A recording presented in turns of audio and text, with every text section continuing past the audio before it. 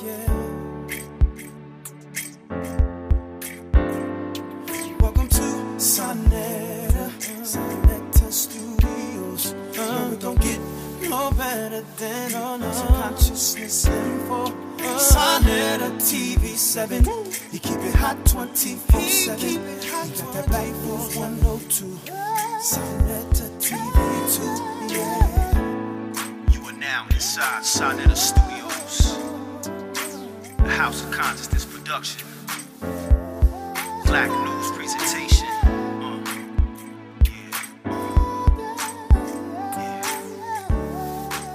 Sonetta. Sonetta.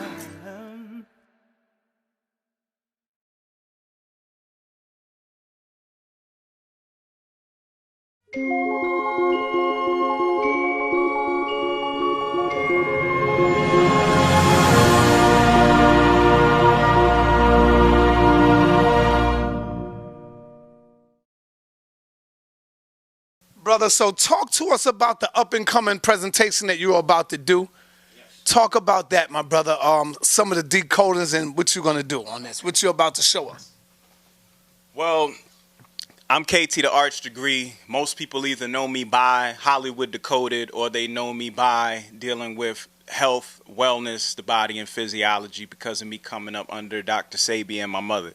So you're going to know me from one of those two streams which actually coincide with one another. Today we're going to be touching on Hollywood Decoded, and we're going to be speaking on Batman and Superman because this is the first really summer blockbuster, even though it's not technically summer. They had to bring it out early because the summer is going to be so congested with so many films. They needed their own room. Plus, they needed it to come out on Easter. That's a little foreshadowing for later on. But I'm going to go into breaking down who Batman is, who Superman is, who Wonder Woman, Lex Luthor, all the characters, the interplay, the little symbols, the subtleties. You know how I get down. And you know it's going to be part two. Oh, yeah, of course. Yes, this is Dawn of Justice. This is actually Superman like 1.5. It's really a Batman prequel. It's about Batman. It ain't even a Superman movie. This is a Batman movie, you know, but they kind of slid that on us. They still going to do Man of Steel 2. They still going to do Justice League and all that. But today, we're going to be talking about Heru and Anpu. All right? All right, so take us in there. Okay, Let's go. cool. Let's get going. All right, so before I get started with the presentation, I got to kind of introduce this concept to y'all out there because it could be the first time y'all hearing it. So you might be asking yourself, what's so big about breaking movies down? Why y'all watching movies? Why are you wasting your time? Is people dying? Are people struggling? Why are you wasting your time with the film? All right, well, let me tell you this. Hollywood is not just a name of a location where they generate film. And remember, film is made from cellulose, and cellulose comes from plants. It's an organic material beamed by light. 24 frames a second to create a flowing movement, the same type of frames per second it takes you to understand the reality you're in. So you're looking at a projected image, all right? Hollywood is the wood that was used by the wands of the wizards and the warlocks and the witches in order to cast their spells. They would use these wands made out of Hollywood. In order for any movie to be made, the first thing you have to do is you have to script something, meaning you have to write, and in writing you spell. Putting words together is called spelling, so you have a wand and now you're spelling. After you spell and write the script, the next part is to hire actors to play, which they call stars, ironically enough. But the process of hiring stars is called casting. So they're casting spells with the Hollywood. This is just small little innuendos that let you know there's a little bit more going on behind the scenes. And that's not even talking about the fact they have a whole branch of study called neurocinematics, where they actually study the influence of film on your brain and how your brain, your hormones, your physiology, your psychology, your mind reacts to the film as though you are actually in the midst of it. So we have to be mindful of what we're watching so that things don't take advantage of our subconscious minds without us being aware of it. So I am here to pull the veil so you can get more acquainted with the cosmology that's been plagiarized by these crackers in Hollywood. That's what we're doing right now. All right, so I want to address this before I get started so that I can get y'all minds open. All right? This reality is not only reality. There are many dimensions and worlds existing all around us. Just because you're tuned into this realm doesn't mean others don't exist. One up on the frequency. For example, just because you listening to Hot 97 doesn't mean 107.5 WBLS ain't playing. The 107.5 and the 97 denotes you tune into your desired station. The numbers represent the frequency the station is on. The signal is being transmitted. We are all participating in a social experiment in which we pretend as if we are in the same world. However, when you interact with family, friends, opposite sex, your mate, acquaintances, and especially strangers, you realize motherfuckers are from a whole nother world. You are so feeble-minded, limiting our thoughts to reactions and judgment based on what society suggests to us. Though, when you dream, imagine, astral travel, meditate, breathe, paint, write, create, you access chambers and express essences of worlds around you and within you. You can't see air, though we can observe its influence on the environment. Open your mind, attune your senses, release your heart, and let it so that it beats and produce a resonant field that transcends dimensions. Our existence in this cubbyhole of the universe is only as limited as the cubbyhole you decide to stay in. Come out and play. Stop allowing lower beings to calcify and petrify your organs of light and oscillate into a profound state of optimum awareness. Then you can properly make decisions. And as my man LLO525 Star said, it's not about the red pill or the blue pill. It never was, but rather the ability to choose between them. So, what am I saying? I'm saying it's about choice. I'm saying that you can't see air, however, you can see its effects on the world, which means just because you don't see it doesn't mean it does not exist. All right, so in the movie, there's a character called Michael Shannon. Michael Shannon plays General Zod. General Zod is a very important character because he was the enemy of Superman in the last movie. His dead corpse is utilized as a genetic smorgasbord in order for Lex Luthor to end up doing a genetic eugenics experiment. But Michael Shannon is very, very important because he just came out with a movie at the same time Batman and Superman came out. And the name of this movie was called Midnight Special. Midnight Special, he stars as a father who's involved in a cult-like society. Something like Scientology, you see what I'm saying? Where they're living out in the woods in their own little compound, and his son has superpowers that are endowed to him from the sun. And some of his powers is flight, shooting beams out his eyes, and the whole nine. So I find this quite ironic that the same time the Batman Superman comes on where he's dead and he's being resurrected as Doomsday, they have him playing this father, the Jor-El character, to a young Superman character who also has Adam Driver in it, who played Kylo Ren in Star Wars. So y'all need to go check that movie out, where it's about a realm or reality that lives on Earth that we can't see, but it lives among us. And his son is actually from that realm. Midnight Special. All right, so let's go to the Congo. I always start with my roots. A lot of people don't know this, but I come from St. Croix on my mother's side. From my father's side, I come from Guyana and then the Congo. So I'm very interested in learning about my people, what's going on in my blood. And funny thing about it is, as I dug deeper, I ended up finding out I was already studying my sciences. It's just now I got the names for them. So hold on. You said you from the Congo. That's my people, yeah, my father's side of the family. So hold on. Yeah. So you are African, a direct African. Yeah, my mother's side is from here, though, from on this side, St. Croix. So I'm sorry, but I got to break this news to you right now.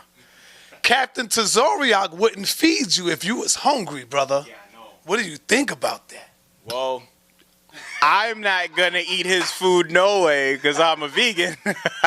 So I'm probably going to bring my own plate, so it's all good. You know what I'm saying? I want to hear what Captain got to say about that. He probably will shake like my left hand, but not my right or something like that, you know. because I'm halfway there. That's to show you the sickness of that teaching right there. Hey, man, we got to get past that. Open mind. The Bakongo Cosmogram, okay? What you have here is a cross, all right? This line right here represents Kalunga, which are the waters. These four circle represents transformations of energies. These are the direction of flow, okay? So it says water to worlds. This is the passage of movement between them. The circle represents the water. Below the line is the spiritual realm of the Duat. Above represents the humans, all right? So, interestingly enough, Lex Luthor kept making the point about that picture that he had behind him in regards to his father having the painting up and him wanting to turn it upside down, because he said that in his studies he's come to find out that the demons actually come from the sky, not from below us. You know what I'm saying? So in our ancestry, it was the Duat, the underworld, where the spirits resided at. They were underneath. Heaven was not above us. It was not lofty and out of reach. It was actually beneath our feet. It represented the energies that was coming out of the earth. All right? Now, here's another interpretation. This is a Kemetic aligned with the Congo, where you have Khepera, the sunrise of the birth, Ra, the midday of the life, Ra Atum, the sunset and the death, Amun Ra, midnight or the rebirth, Kamta being the lower, Taset being the above. Now, the only other brother I've really heard touch on this information is my brother Asar, Imhotep of the Amun Ra squad. I was studying Fukiao's book. He's the only one I saw online that was touching on this information. All right? Now, this is the Congo version. That's the Kemetic. And this is the Congo. So we have Kalunga, which represents the waters.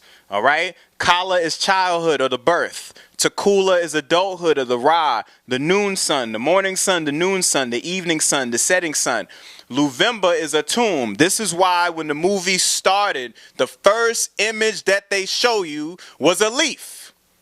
It was a leaf. I keep trying to tell y'all how important these trees are, but see, y'all think I'm just a tree hug. I don't know what the hell I'm talking about. But a Jew comes in our community and rips my whole presentation, and y'all don't even notice that. Batman versus Superman started off with a leaf, a dead leaf. Why a dead leaf? Because a dead leaf represents the fall. The fall of what? The fall of man. But more importantly, the fall of Atum, autumn.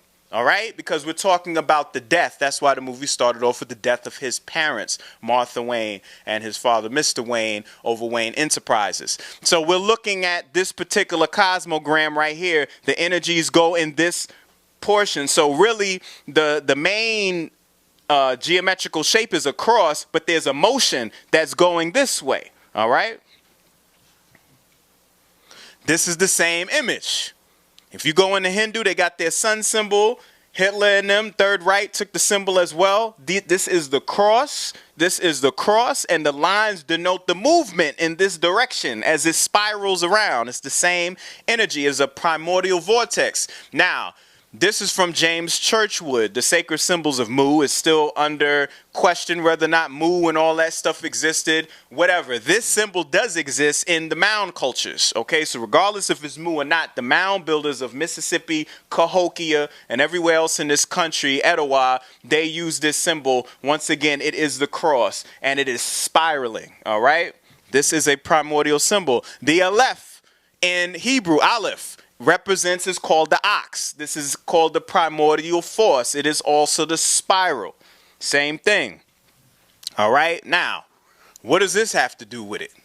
All right. This is a little blurry. I'm going to show another image, but this is a four-headed image: bull, black man, lion, and an eagle. This represents Taurus, Aquarius, Leo, and eagle. This is called the Grand Cardinal Cross, specifically the fixed signs, which that cross is right here.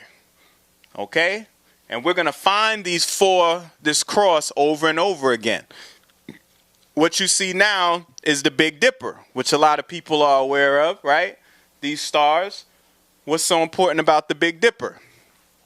Huh? Let's connect the lines, okay? We call it a Big Dipper because we was told it was a Big Dipper, but it ain't no Big Dipper. When you look at the Big Dipper, it's connected to Polaris, which is the center star, right here at the center. And when you look at the Big Dipper at summer, spring, fall, and winter, it creates this shape. Boom, boom, boom, boom. All right?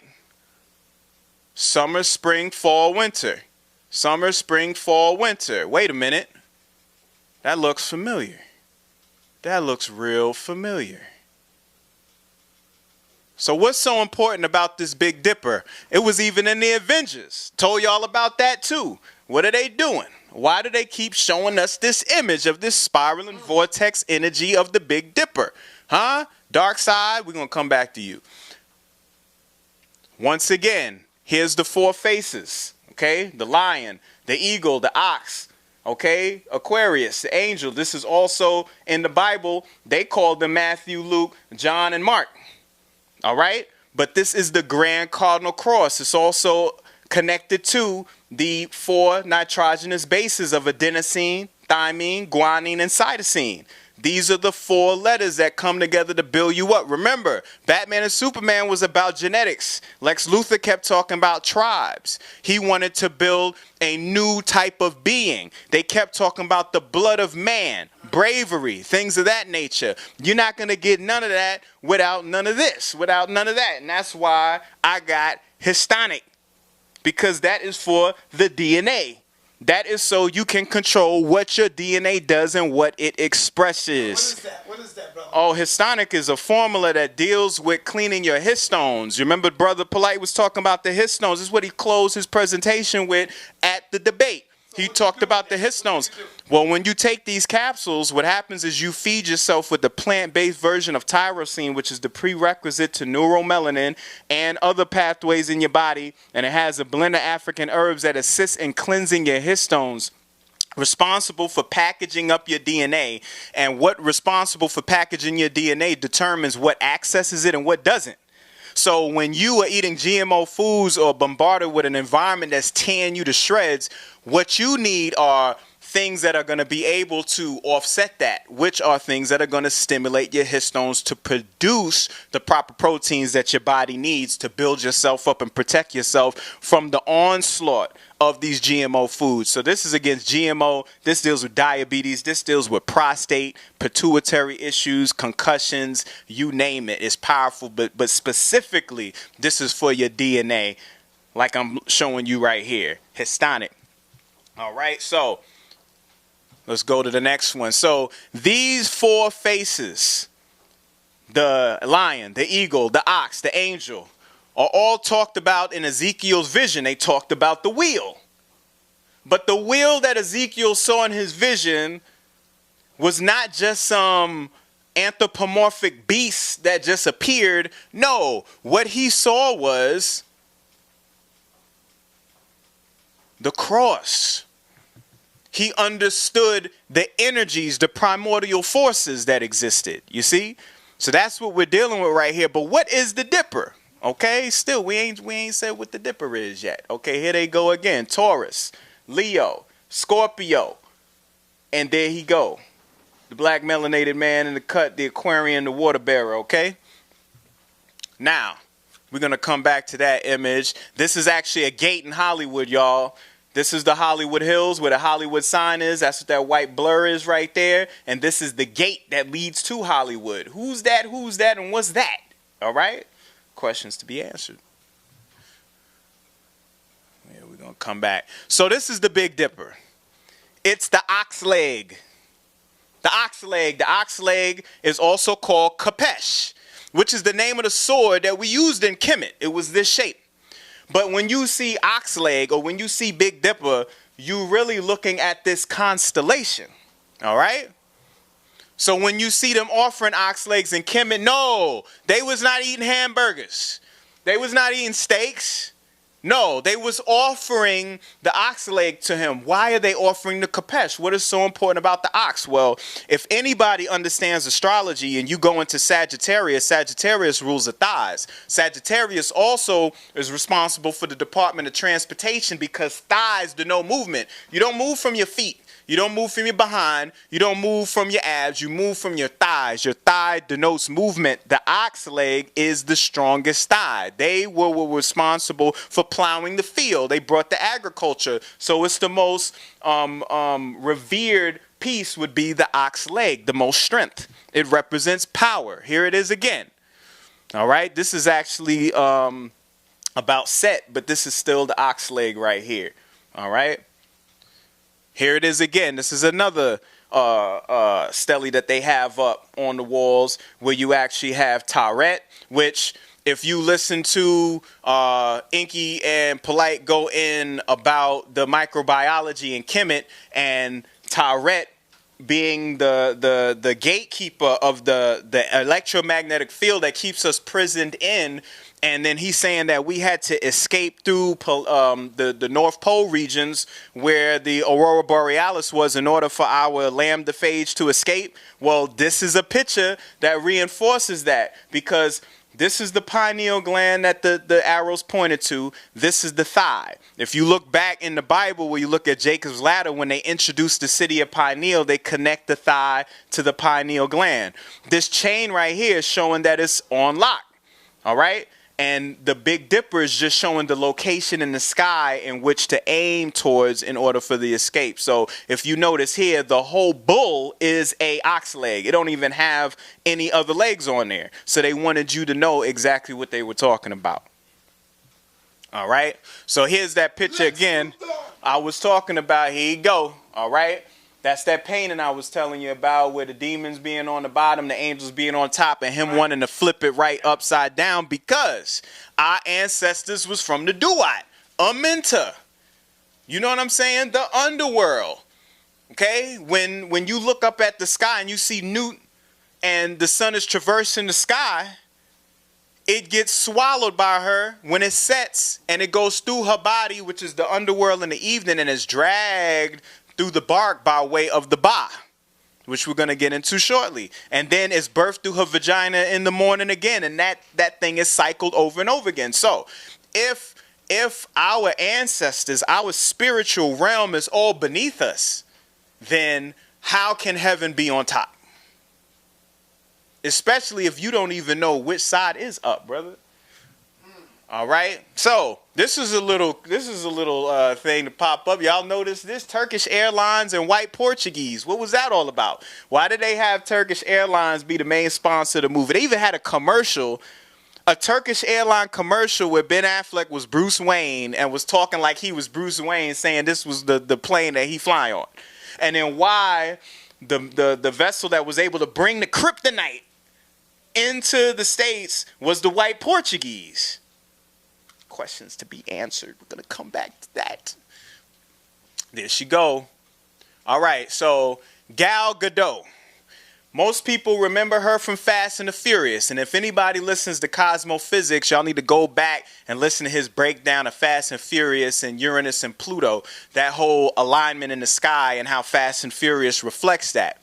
She was in the movie, she died in the movie, and pretty much her next film was her being Wonder Woman, which is very interesting because when you find out what deity they channeling to give her energy and see how these stories overlap, it's going to be very funny. Now, she's an Israeli. She's from Israel. She's a Rosenberg right here. Gal Gadot, who plays Wonder Woman, is from the Israeli military. She is I don't know what operative she is, but she was part of the military, and I don't know if she still is or not. But I find that quite ironic that she's from Israel. Why would they choose somebody from Israel to play Wonder Woman? Most people don't even know who Wonder Woman is, because Wonder Woman is channeling Diana, who is Iana, who is Ishtar, and Ishtar represents Easter. This is why the movie came out on Easter. This is why she was the main focus in the movie. She was always in the front. She's the only one we didn't know nothing about and had more power than everybody. And referred to all the men as children because she was like the mother. Plus, when we met her, we knew she was at least 100 years or more than 100 years old because there was a picture from 1918 where she was looking the same age. All right? So Wonder Woman's real name is Diana Prince. So we already know who Diana is. Diana is one of the Roman deities that they pray to, but they got Diana from Iana. All right? And Iana is the same as Ishtar, and that's where the word Easter comes from, is from Ishtar. And I'm going to get into some more of that information. If you look at her tiara, it has an 8-pointed star right there. That is the sign of Ishtar. There she go. That's her sign. And she got that right on her tiara. All right? Now, most importantly, what made Ishtar Iana interesting was the fact that she descended into the underworld. She has a whole story where she descends into the underworld, and in her descending into the underworld, you know, she dies, and when she resurrects, she's allowed to be able to sit amongst the gods and be with the gods. This is the same thing with Wonder Woman. When we see her, she's supposedly a goddess. She's on a whole nother level with the power. This is who they're channeling for this character right here, Iana Ishtar. All right? Now, Easter is all about fertility. They show the rabbits, they show the eggs and the ducks and all that stuff, but it's really showing the new year, the rebirth, the resurrection. How is she associated with resurrection? If we erase all the Sumerian, the Roman, and the Greek influences, and we look at the Kemetic influence, then what we will see is Het Heru or Hathor, which represents not only love and beauty, but also war through Sekhmet, and she carries both those energies with her as an original energy, but these are the energies that they're showing you in your face. All right, you need to know where these forces come from. All right, now she has an eagle on her chest, or a falcon on her chest, because Hathor is Het Heru, house of Heru. So it's definitely going to be that. And where is the eagle at? The eagle is wrapped around the breast, because that's essentially where Heru would feed at in order to get the sustenance from Hathor or Aset, okay, or Nebtet. All right, so I'm going to come back to that. Let's go to, yeah, all right. So there was a scene in the movie a lot of people are confused about. You know, Lois Lane went to some desert. When you look at the architecture, it looked like Mali. It looked like they was hollering at the Dogon, Timbuktu. You know, and when I think of Timbuktu, Mali, or the Dogon, I think of natural resources, not necessarily material natural resources, but our spirit, our essence, our knowledge. They keep it all locked there. That's why they had it look like that. But they called it Nairobi. There's no Nairobi in Africa. There's a Nairobi in Kenya, but there's no Nairobi in Africa. Nairobi is Central Asia. It's actual Mesopotamia, Iraq, all that area. So I found it quite interesting. They had brothers leading it and playing the henchmen as well in that area, even though it wasn't technically Africa. But what makes Nairobi important? Nairobi has an abundant supply of accessible mineral and fossil fuel resources. Development of petroleum, natural gas, mineral extraction has attracted most of over millions in foreign investment in the country since 1953. According to some estimates, Nairobi has the largest uranium and third largest chromium, lead, and zinc reserves, and ranks in the top 10 for coal, iron, and gold. It is the largest producer of zinc and uranium and is a global source of many other natural resources. Perhaps most significant for economic development, Nairobi also currently has some of the largest proven reserves of both oil and natural gas. The government of Nairobi restricts foreign imports in many ways, including high import duties, excise taxes, all applied in a highly discriminatory manner to protect locally produced goods. So, what am I saying? Largest producer of zinc and uranium. What is uranium for? Uranium is to make the big missiles, right? Big missiles, phallus, the whole masculine takeover, patriarchy of this beast, right?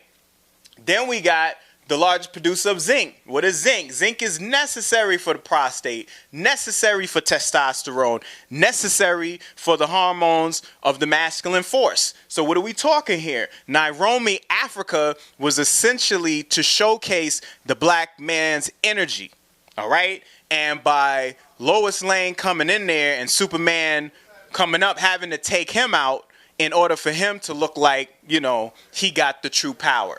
All right, this happens in every movie. They always got to have him take out a brother.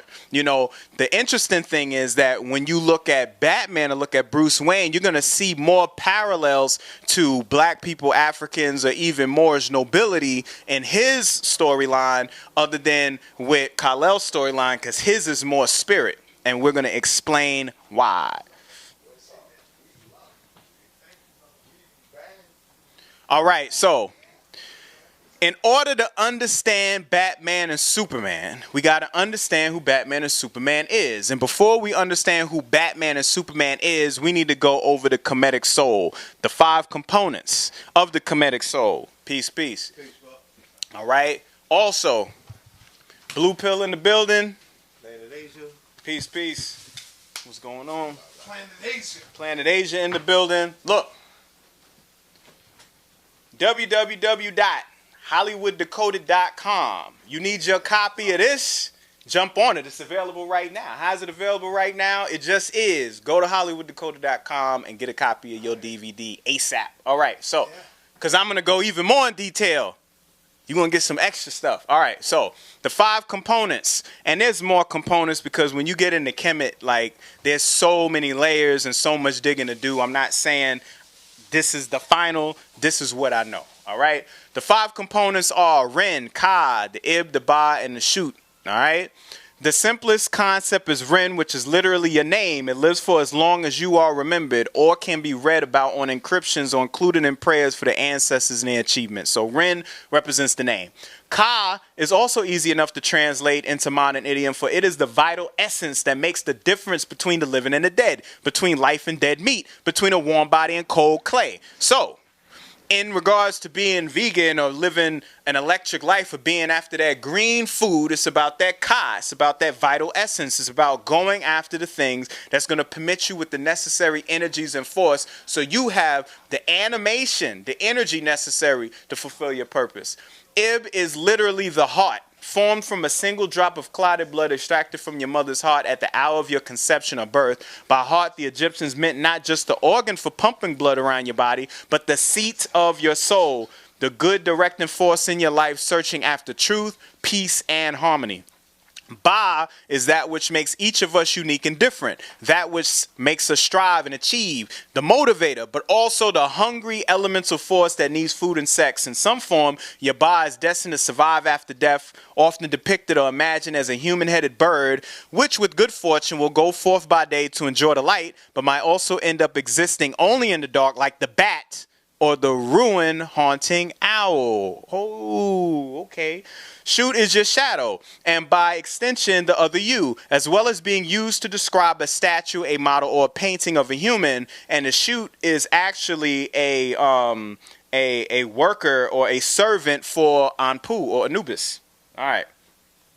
So we got Ka, spirit, right? Vital essence. Ren, name. Ib, heart. Ba, personality. Shoot, shadow. Okay? The Kemetic soul. We're going to come back to Martha. So, let's talk about Batman. Or is it Ba-Man? Because T is a determinative. Is it not? So, what we're really talking about is the Ba.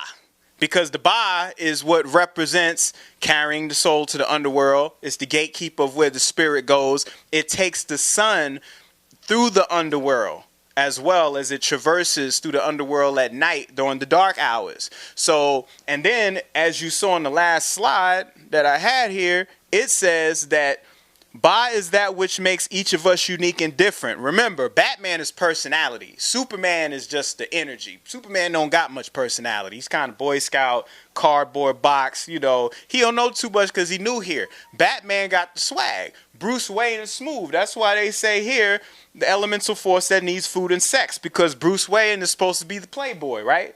In some form, your Ba is destined to survive after death, right? And we constantly see the death mythology played over and over with Batman, especially his whole creation is based on the death of his parents, often depicted or imagined as a human-headed bird, right? Because a bat, I mean, yeah, they wings. It's a bird. It's a human-headed bird, which with good fortune will go forth by day as Bruce Wayne to enjoy the light, but might also end up existing only in the dark, like the what? I didn't even write that. Like the bat, okay?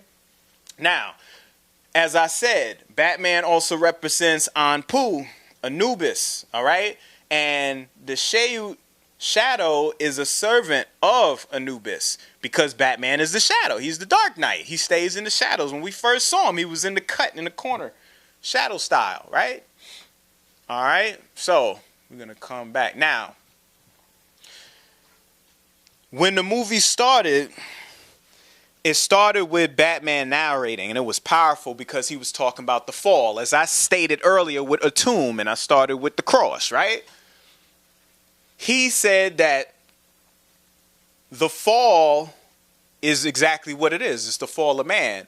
But see, when he dreamed, when he got up and he ascended, he thought he was going somewhere, but it was like a beautiful lie. That's what he said Earth was. Because remember, in order for us to come down to Earth, our spirit, our energies come from another place. And it is spiral down centripetally until it is consecrated into its physical flesh in its slowest formation. It's a vortex. It's a vortice. So when we saw him fall after the death, he fell.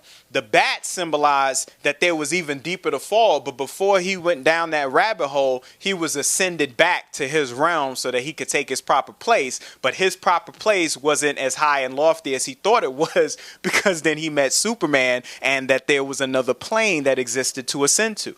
Now, why did they show the bats bringing him up, though? What was that whole thing? Because bats, do you know how they fly? They don't flap their wings like birds. No. They create vortices with their fingers, vortexes of air. These vortexes of air are the same vortex that lifted him up. You know, and they use it with the membrane. So in this particular shot, they were showing a birth. They were showing an ascension, but they wanted to show it consistent with who he was, which is the Batman. And this is how they operate. They operate on the vortex energy. All right? All right, so yeah, if you look at this symbol right here, if I put two little horns on there, that's the Batman logo all day. And if you look at the car chase scene in the first scene in the movie, when Zod and Superman were fighting, look at the car he got into, got the emblem on it. The car that he took when he went to meet Lex Luthor and met Wonder Woman for the first time, logo was on it. Same thing, the wings, because they're trying to tell you he is the Ba. All right. Now, the Ba is shown towing the bark of the sun during his nightly journey through the underworld. All right. His armor. I'm going to show you what all that armor was about too, boy. Okay. Okay, we're going to get back to that. All right. So, not only is there a Ba in Kemet, but there's a Bat and a Bata. And this is Bat. If you look at the Narmer palette, and I didn't put the Narmer palette on here, but that's Narmer right there. But if you look at the Narmer palette, y'all look it up right now, Narmerpalette, the Narmer palette. You're going to see a picture of Narmer with the mace in his hand. He's holding, you know, his enemies in one hand. But if you look at the top, there's two deities at the top of this palette. Most people always said, oh, it's just Taurus because it's the precession of the equinox. Most people didn't know that there's a deity named Bat. It is a male cow deity. This male cow Neter deals with the same energies that Batman is. And how you tell him different from Hathor is his horns grow inward as opposed to outward. Okay? But his name is B-A-T. So when you look at this character with these ears, which look like bat ears, and then you got the horns on top, now you actually have the Batman. All right?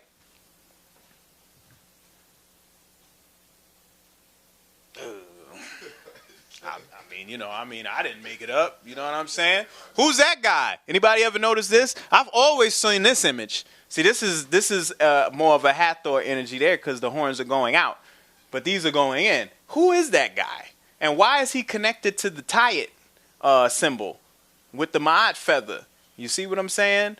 This one is horns going out, but on top of her, it's the horns going in. All right? So, right in front of our nose all the time and never know. And it's a mask.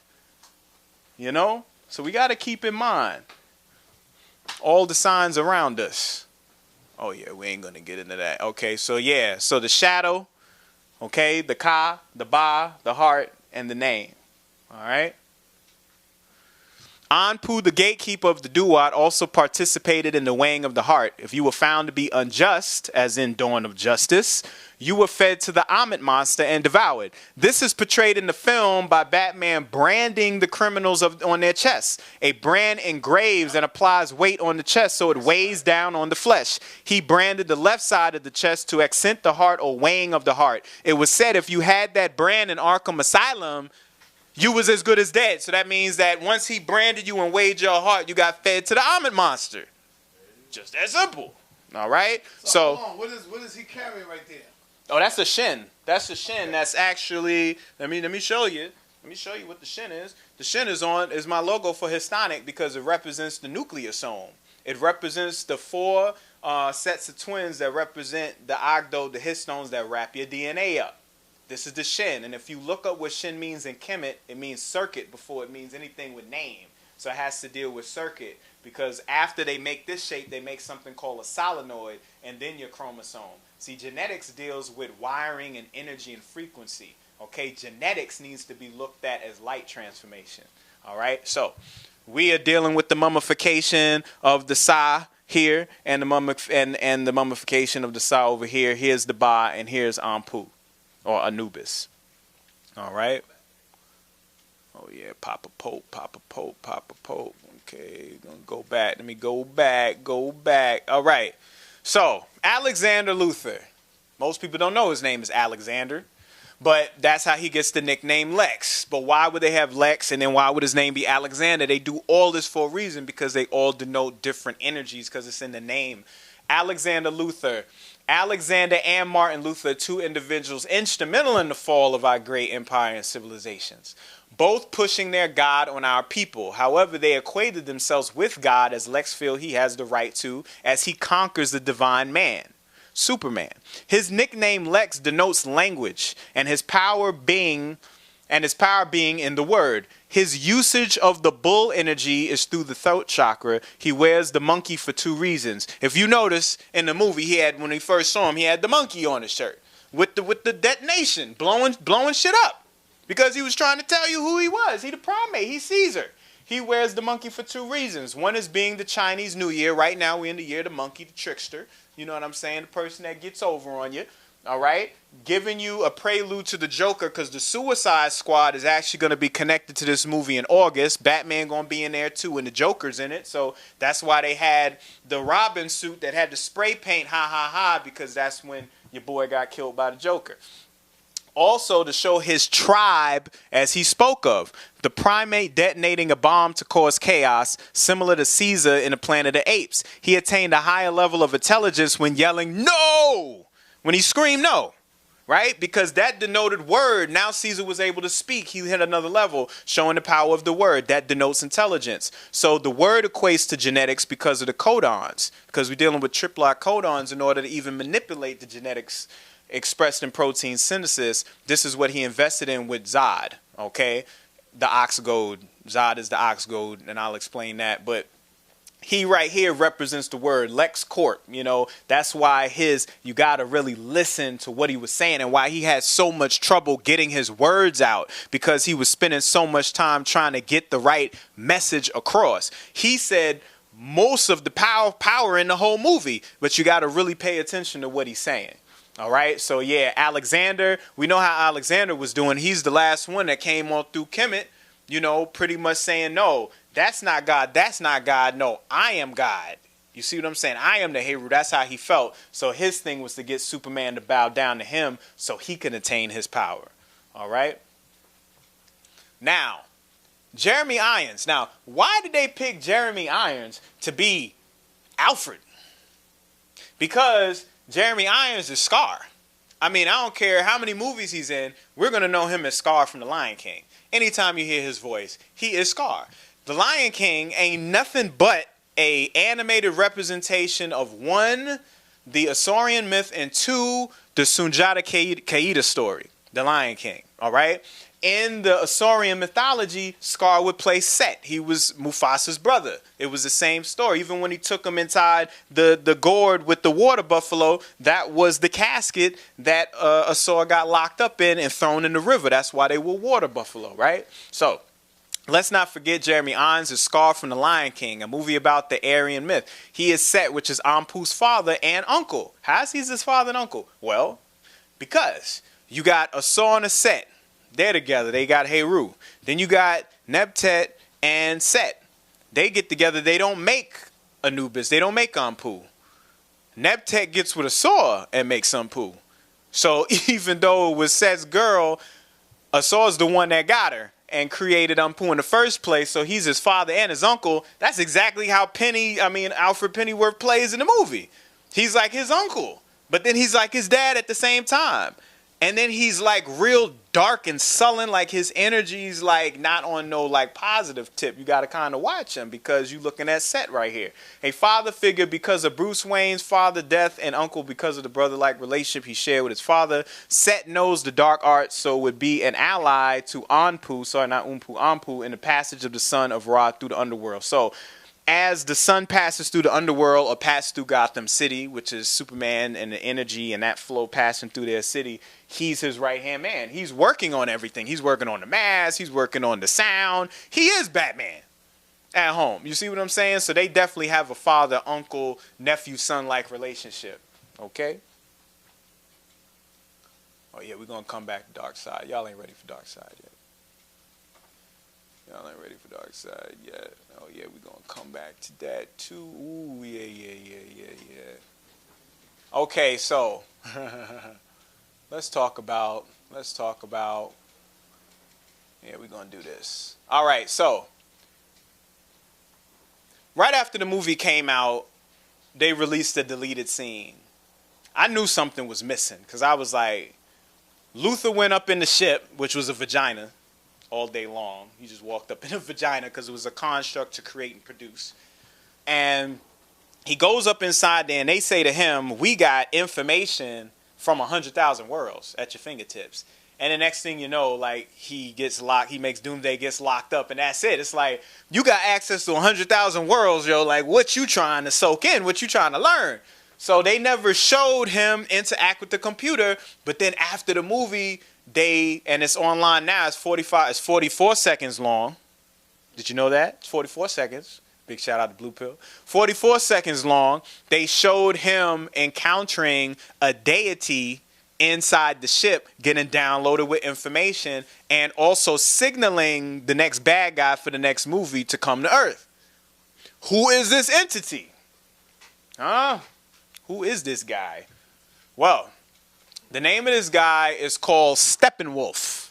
And this is him right here holding them same cubes you saw in Transformers, same cubes you saw in Avengers, and this time they're called the Mother Box. All right? Tesseracts, exactly. The same thing you saw in Interstellar, right? Yes, so let's talk about... All right, so what is the Mother Box? Created by apocalyptic scientist Hyman, using the mysterious element X, they are generally thought to be sentient, miniaturized, portable supercomputers. Although their true nature and origins are unknown. So they're sentient, they're like mini cyborgs. And this is how the character Cyborg gets his body, is through this Mother Box, because it's essentially a bunch of small nano machines. It's the nanotechnology. They go in your body, but instead of them being like just on some robot drones, they're actually sentient, meaning they actually have some type of life force. Now, where does the life force come from? A lot of people don't know this, but in DC, the highest, most powerful energy that exists in the universe of DC is called the Source.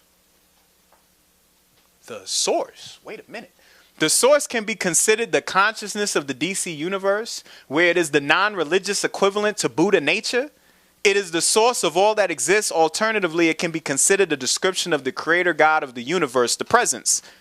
A science fiction analog based on Judeo-Christian belief, mostly associated with the new gods. The Source was the supposed origin of the God wave that is believed to have been responsible for creating and empowering the gods of the DC universe with their divine abilities. It is also seems to be partially responsible for the ability of DC residents to develop superpowers, especially those which defy physics. Living at the edge of the known universes, the Promethean galaxy is the Source wall. We all heard about him breaking Prometheus down in the movie, which protects the Source and traps all those who attempt to pass beyond it. DC Comics has kept the Source out of main continuum of its storytelling, therefore much is not known concretely about its many aspects. So they don't even know about the Source. Sound familiar? In the Superman Batman graphic novel Torment, though, Superman is sent to the Source Using Highfather's staff to create a boom tube, Batman later uses the staff to break through. So once again, it's a Batman-Superman movie, and the first time that the Source is really established right now in modern times in the comic books. Isn't that ironic? So the Source is the source of the mother box. The box, I remember A.A. Rashid named something the box before. So I find that quite interesting that they call it the mother box, and the energy of the mother box is the source. They kind of going in. All right, so then we have the new gods, because that's what we talked about right here, right? They said mostly associated with the new gods. What are the new gods? The new gods are natives of the twin planets of New Genesis and Apocalypse. So for all of y'all that are confused about that dream, right? Batman had some dreams. This is how you know he was the spiritual. And I'm going to connect it to the feminine energy back with Wonder Woman again. This movie was an energy about the female force. That's why it was very spiritual. You see what I'm saying? He kept having these visions. He had this vision. He was out in the desert, and he was supposed to get some kryptonite, and everything went wrong. And all of a sudden, these demons with like bee wings came out of nowhere, and he woke up. I know everybody was like, what the hell's going on? But if you notice, the first thing that you saw when the screen shot, which I have the image, but I wasn't able to get it on my presentation, was a giant Omega sign, which is a horseshoe. It was a big horseshoe. Y'all go Google it right now.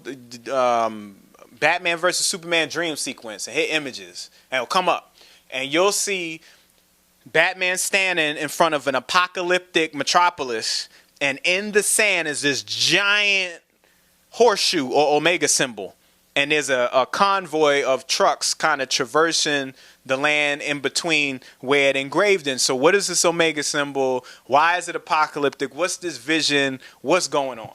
Well, what that was is a prelude to what the next enemy is going to be, and that's Darkseid. All right. In order to find out who Darkseid is, which is pretty much the Thanos in DC universe, you got to understand this new gods concept and that these two planets. All right. The new gods are natives of the twin planets, the red and blue planets of Genesis and Apocalypse.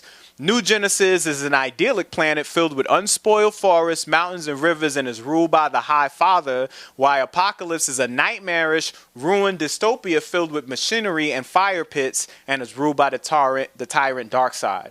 The two planets were once part of the same world, a planet called Ugrun, German for primeval ground, but it was split apart millennia ago after the death of the old gods during Ragnarok. Now, Ragnarok, keep that in mind, because that's the next Thor movie. And y'all going to ask yourselves, hold up, Thor ain't part of DC. What are you talking about? This one universe. Don't get caught up in Batman, Superman being DC, and Spider-Man and all them being, it's all us, all right? And this Ragnarok is actually the title of the next Thor movie, where it's going to be him and the Hulk teaming up, and it's really about the destroy and the destruction of Asgard. You know, their whole empire and everything like that. So I find it ironic that this was once a utopian society similar to what Asgard is. It's a collection of a city and beautiful forests and all that, and people living together. But something happened that caused the two realms to split. The characters associated with the new gods is Jack Kirby, and the name of the series was called The Fourth World. Just so you know. Okay. So this is Darkseid. There you go right there. All right. This is the cat. He ain't no joke. And he has a whole crew with him. Steppenwolf is the character that you saw. This is him right here in the comic books. You see he has his horns. He has an electro axe. You know, here you go with the horns right there too. And there's him in the movie. All right. With his 3 mother boxes. All right. There go another picture of him right there. All right. Now, what's so important about this Steppenwolf? What is Steppenwolf anyway? Steppen is actually a land, just like the word moor. Moor, people don't know what the name means, but moor actually means land. It's a type of land. Steppen is a type of land, and it's actually a stretch of northern Europe with a Visigoths were all the way over to Siberia.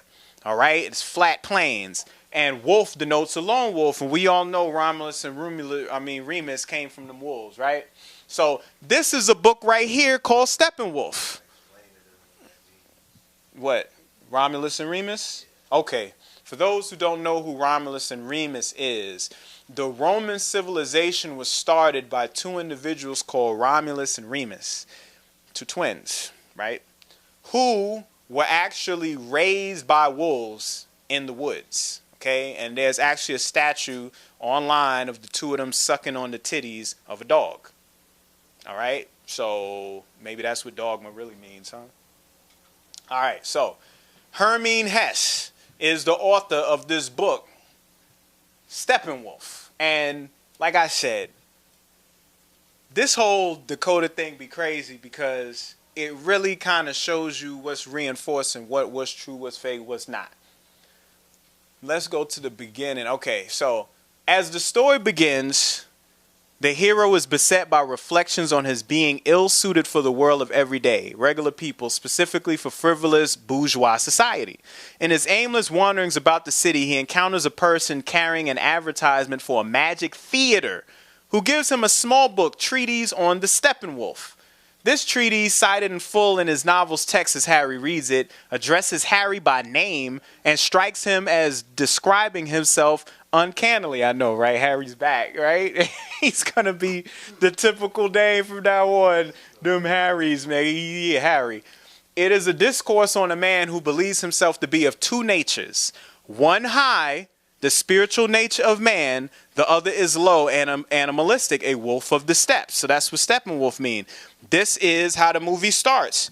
Because you got Batman thinking he ascended.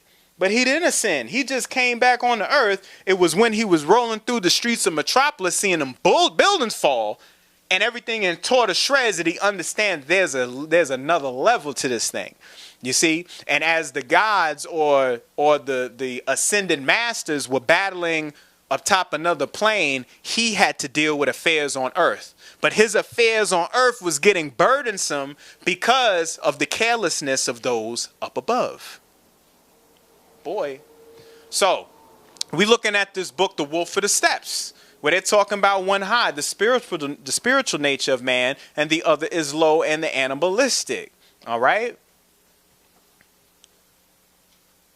Now, in the book, Herman introduces Hermine, which is a character, introduces Harry to a mysterious saxophonist named Pablo, who appears to be the very opposite of what Harry considers a serious, thoughtful man. After attending a lavish masquerade ball, right? Isn't that where you dress up with costumes and masks and stuff? Pablo brings Harry to his metaphorical magic theater, where the concerns and notions that plague his soul disintegrate as he interacts with the ethereal and phantasmal. The magic theater is a place where he experiences the fantasies that exist in his mind. The theater is described as a long horseshoe-shaped corridor with a mirror on one side and a great many doors on the other. I just told you dark side symbol is the Omega sign. I just told you that when you looked at the dream sequence, there was a giant horseshoe. How, through this vision of Lex Luthor, is there a character named Steppenwolf, and there's a book named Steppenwolf about a guy named Harry who got a theater, magic theater, with people dressed up in costumes in a horseshoe-shaped building? Right, okay. What is the treatise of the Steppenwolf that this book is about? The treatise on the Steppenwolf is a booklet given to Harry Haller in which he describes him. It is a literary mirror. From the outset describes what Harry had not learned, namely to find contentment in himself and his own life. The cause of his discontent was the perceived dualistic nature of a human and a wolf within Harry. The treatise describes as earmarks of his life a threefold manifestation of his discontent. 1, isolation from others. Sounds like Bruce Wayne.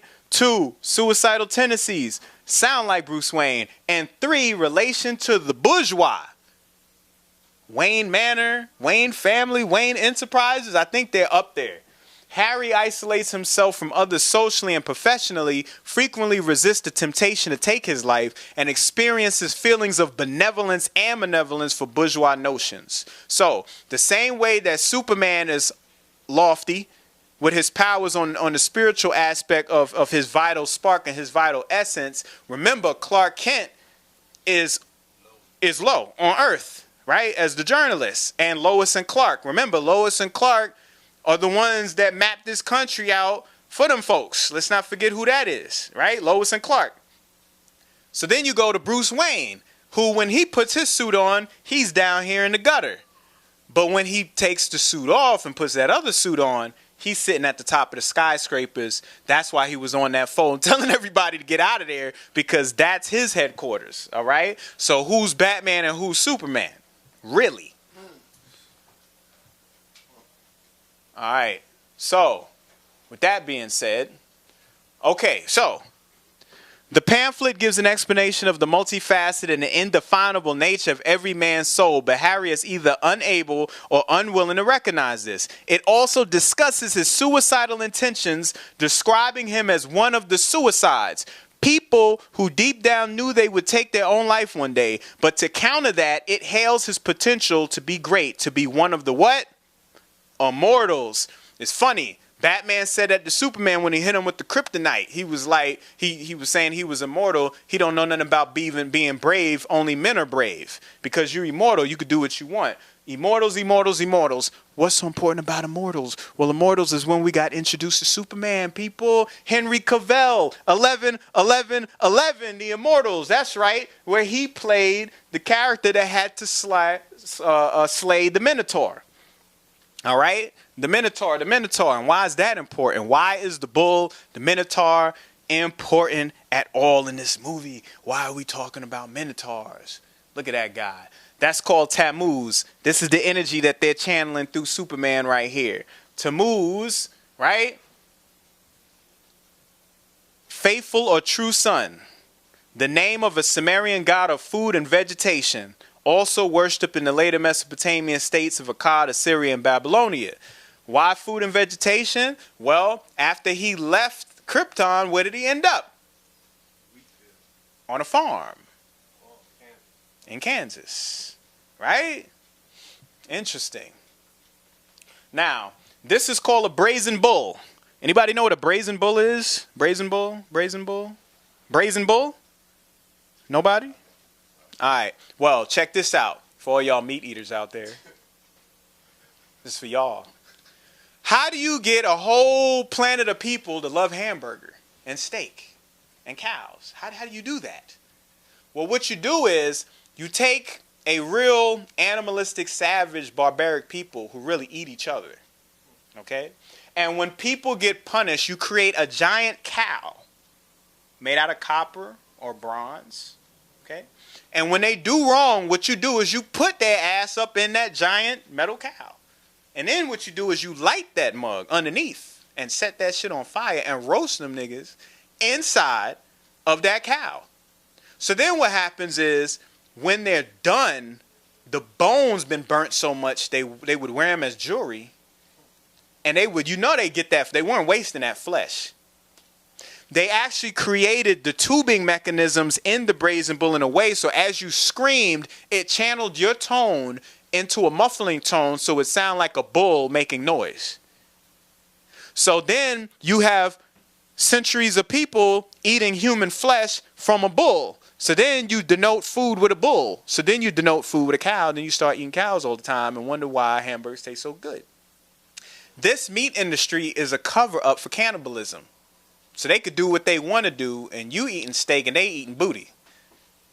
Trying to help y'all out, man, but y'all ain't trying to listen to me, man, but we gonna get it together. So what you see here is a picture of a brazen bull. They stuffing homeboy up in there. They got it lit up. In the movie Immortals, tearing things up. In the movie Immortals, right, there were 3 female oracles that helped him out, and they stuffed them inside of that bull and lit it up. And it was crazy, all right? Now, the funny thing is, here it is, the brazen bull, bronze bull, or Sicilian bull was a torture and execution device designed in ancient Greece. According to Diodorus Siculus, recounting the story, it was proposed to Phalaris, the tyrant of Agraga, Sicily, as a new means of executing criminals. The bull was made entirely of bronze, hollow with the door on one side. The bull was in the form and size of an actual bull and had an acoustic apparatus that converted screams into the sound of a bull. The condemned were locked in the device, and a fire was set under it, heating the metal until the person inside roasted to death. There's your barbecue. All right. So Phalaris commanded that the bull be designed in such a way that its smoke rose in spicy clouds of incense. So their concept of incense was human flesh, blood and pus and piss burning into the atmosphere. That was their frankincense and myrrh. Okay. The head of the bull was designed with a complex system of tubes and stops so that the prisoner's screams were converted into sounds like the bellowing of an infuriated bull. According to legend, when the bull was reopened, the victim's scorched bones shone like the jewels and were made into bracelets. Yes, these niggas is crazy. Oh, who's that guy? Oh, man, what are we doing? All right, so the Immortals, Henry Cavill. Anybody guess when his birthday is? Cinco de Mayo. Maybe that's why they had the Dia del Muerto scene in the movie. Huh? Or perhaps they had the when I say Dia de la Muerto, I'm talking about Day of the Dead. And this is the scene where Batman and all of them were inside of the meeting. You know what I mean? They were all polying, and Superman was about to chase Batman downstairs because he was taking the information from Lex. Wonder Woman was trying to jack it. Superman had to go because the little girl was going to get caught in the fire. Went and saved the girl out the fire. Everybody had like the skeleton faces on. They was reaching out to him and everything. In Mexico, right, in Juarez, Mexico. And that's not where he was killed, was it? Yeah, because remember when I did the first one, Man of Steel, I brought that up.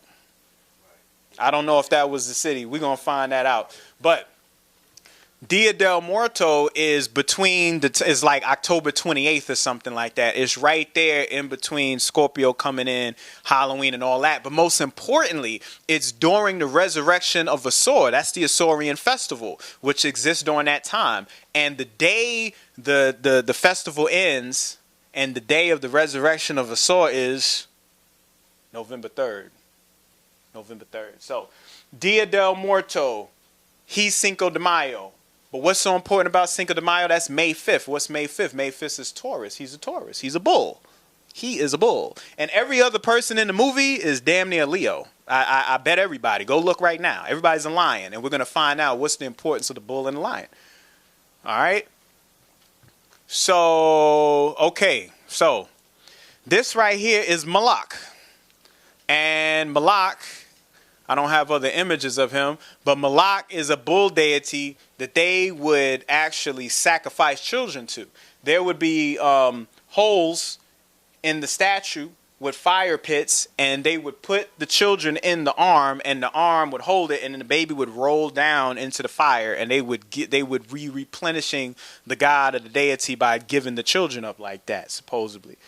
But this right here, this Moloch energy, this bull energy, as I talked earlier about Bat, the bull, Apis, right? Taurus, Tammuz, all these bull, primordial, Aleph, ox leg, everything I talked about represents power and force. Because remember, Batman was feeling a certain way because his strength and his power was being checked.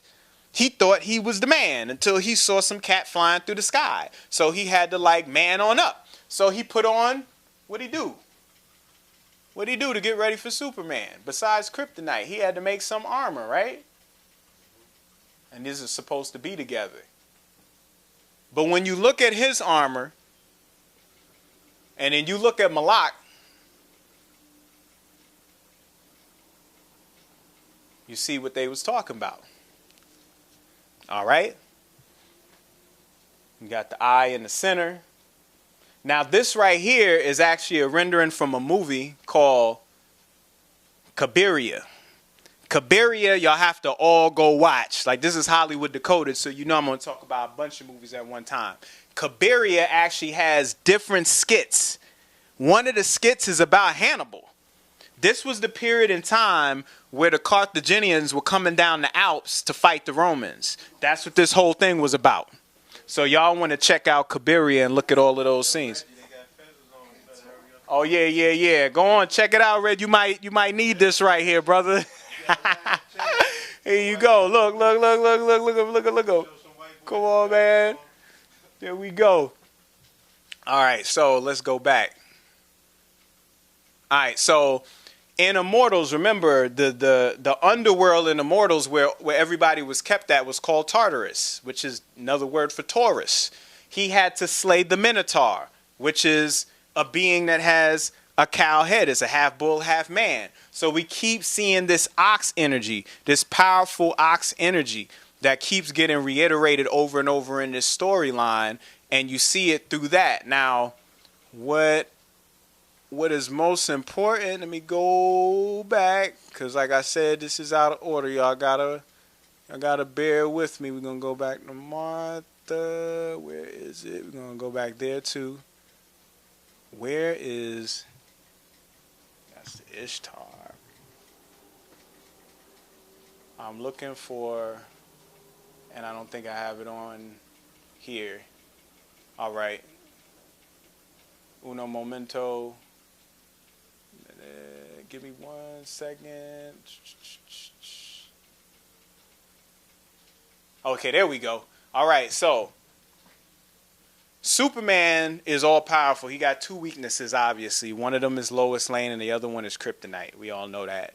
You need Superman push Lois Lane off a cliff, right? So what is Lois Lane? Why is she so important? What is her relevance in this film? You know what I'm saying? First of all, you got to look at Lois Lane with the two L's and it being connected to Kal-El with the LL energy and all that. But where does she get her energy from? Lois Lane is based on Nellie Bly. Look up Nellie Bly. Her real name is Elizabeth Jane Cochran. And look, she was born May 5th, 1864. Who else was born May 5th? Superman. Hold on now. Wait a minute. So you telling me Lois Lane's energy, everything she's based on, is based on a woman that has the same birthday, not as just Superman, but the guy playing him today. Wow. Ain't that something? Same day as Henry Cavill, journalist who inspired Torchy Blaine. Torchy Blaine is a fictional character that was on TV that the character Lois Lane was based on also. And she died on May 1st. And Lois Lane, widely known for her record-breaking trip around the world in 72 days. Wait a minute, what? So the person that Lois Lane is based on was a journalist, right? In the late 1800s, early 1900s, that followed Jules Verne book and actually went around the world, circumambulated the world in 72 days.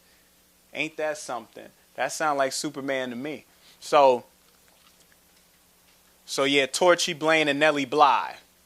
All right, so then we got a scene where at the end, for some reason, she was like real important with the staff. You had the Kryptonite staff that they were going to use in order to get rid of Superman, but then they flipped it to Doomsday.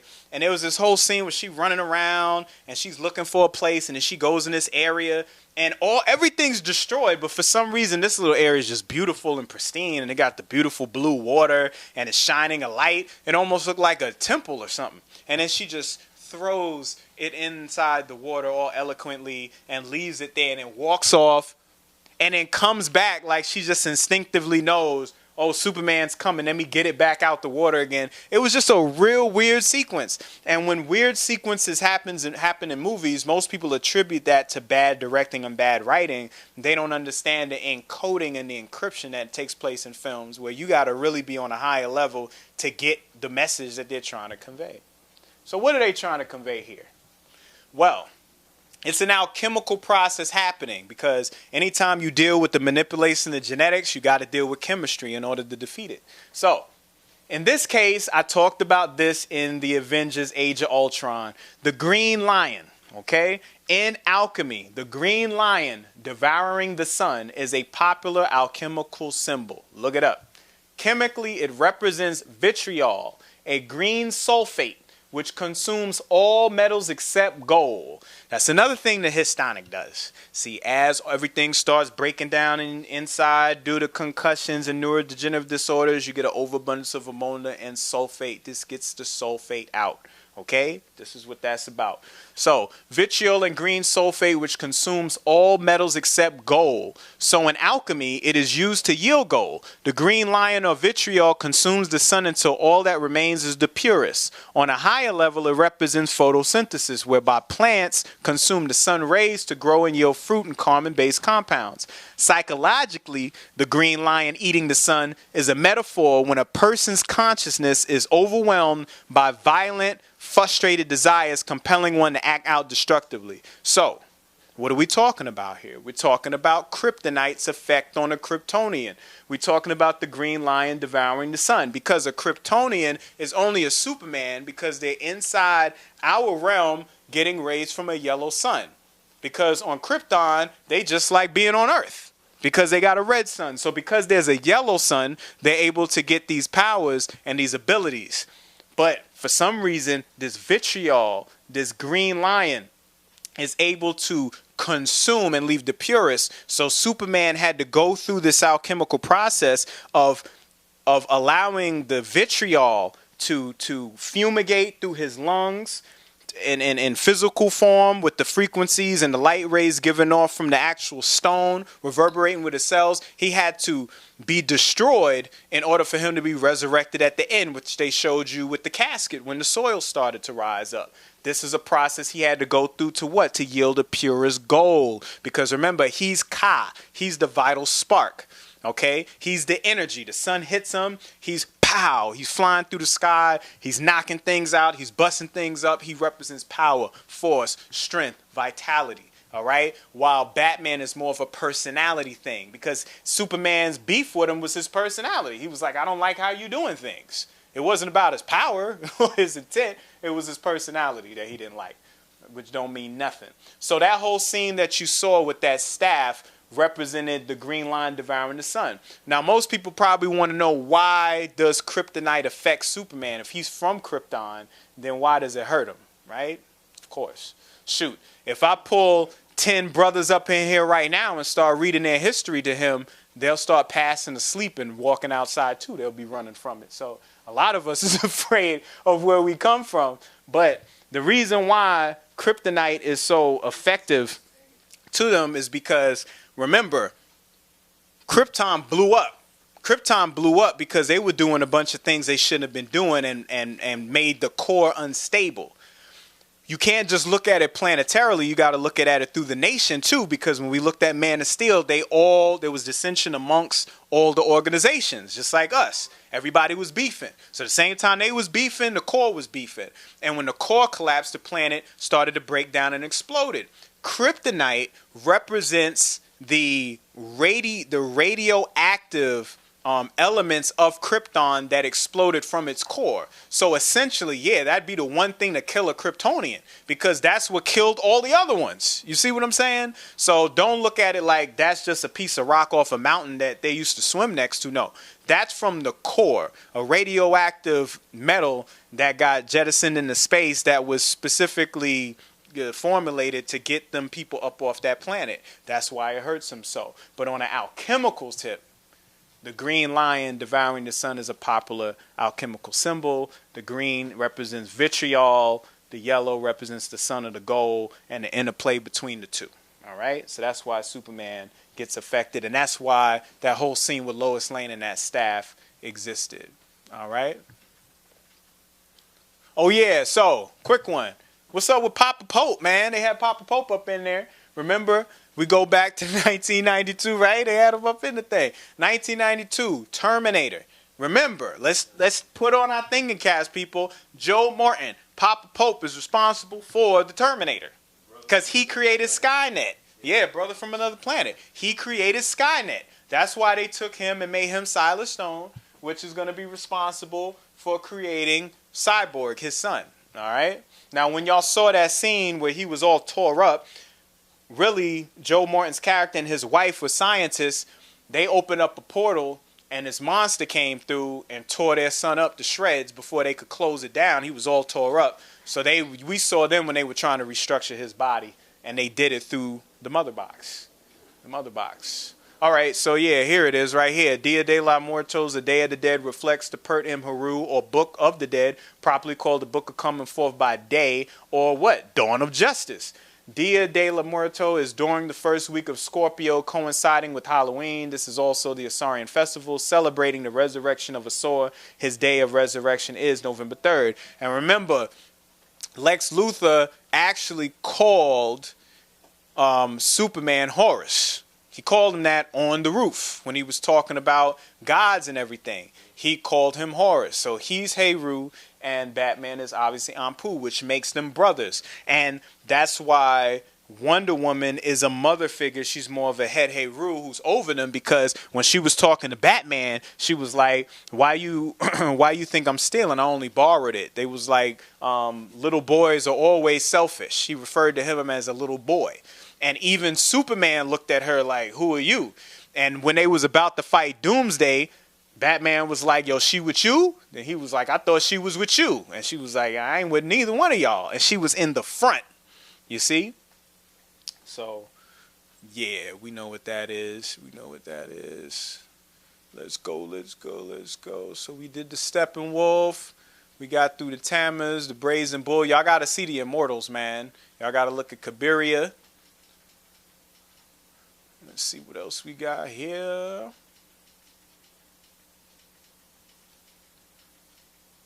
Armor, Dark Side.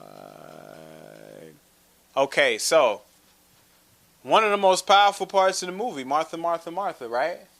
We come to find out Batman and Superman's mothers got the same name. What's going on here, man?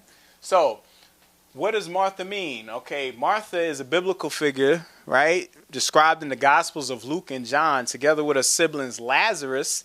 Wait a minute. She's Lazarus' sister. Ain't that something? Because in Batman, Lazarus is also known as Ra's al Ghul, who was in the last movie. The last movie we saw with Bane was all about Talia and Ra's al Ghul and the Lazarus pit. She was witness to Jesus' resurrection of her brother Lazarus. The name Martha is a Latin transliteration of the Greek itself, Aramaic Marta, the mistress or the lady. All right, the Aramaic form occurs in Nabatean inscriptions found at Petulia, now in the Naples Museum, blah, blah, blah, blah, blah. Pretty much what it's saying is, if you look up the etymology of Martha, it's going to take you back to his biblical connections, and in his biblical connections, she's the brother Lazarus, which represents the Lazarus pit and represents resurrection. But when you look at its power in the movie, it was just talking about the fact that the two of them are brothers. If their mama got the same name, then they brothers. Because he was about to stick them. And he was like, you gonna kill Martha. You gonna kill mama. Like, you gonna kill our mama. And immediately he dropped it and went and saved her. You see what I'm saying? So they were letting us know that they're definitely related in the movie. All right?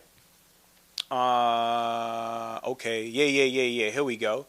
Good. All right. So, when I was talking earlier, we're going to go back into Wonder Woman now since we talked about Martha. The movie is a movie about feminine energy. How do I know it's about feminine energy? Because after they showed a tomb and they showed a tomb, they showed a tomb, autumn with the leaves falling. Then they showed a tomb, meaning, a construct in which they put the dead bodies in, right?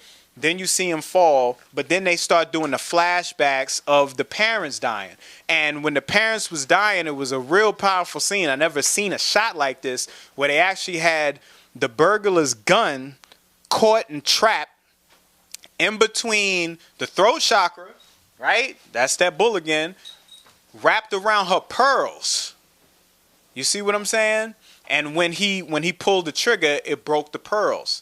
What do pearls? Pearls represents innocence. Pearls represent purity. Pearls represent the woman, because essentially it's made in an oyster. Oysters are usually very ugly. They're real rough and rugged and coarse. Away from the woman as the scene started off. So Batman's whole psychology was based on his mother being done wrong. That's why every time you see him giving flowers or mourning his parents, his father is usually getting blocked by something in the scene, and they're always showing the mother's face or the mother's name. Okay? So the other way that you understand that Batman is representing the spiritual force, like I said before, is because he keeps on having these visions. He had the vision when he went inside of the place where his mother and father is buried. He ended up sitting there looking at his mother's, because his father's tomb was blocked by the flowers. His mother's name was showing, so he was focused on the mother. Remember, he's representing the darkness. So if we're talking from a mental plane, we're talking locus ceruleus and substantia nigra. Your Batman is your locus ceruleus. He represents that DMT. He represents that blue, but that black, that darkness is that Batman.